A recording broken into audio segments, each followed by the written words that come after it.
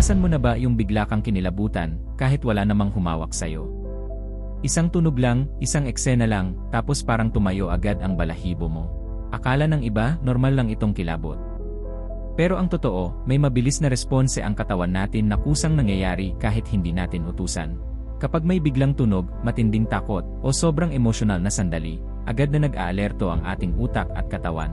Isa sa mga dahilan nito ay ang tinatawag na fight or flight response, kung saan naghahanda ang katawan natin sa posibleng panganib o matinding emosyon. Kaya minsan, kahit simpleng tunog lang o biglang eksena sa pelikula, nararamdaman ng katawan natin na kailangan nitong maging alerto agad. At kapag nangyari yon, may maliliit na muscles sa balat natin na kusang humihila sa mga balahibo pataas. Doon nagsisimula ang kilabot.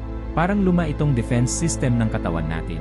Noon, nakakatulong ito para magmukhang mas malaki at mas handa ang katawan laban sa panganib. Kaya hindi lang takot ang dahilan ng kilabot.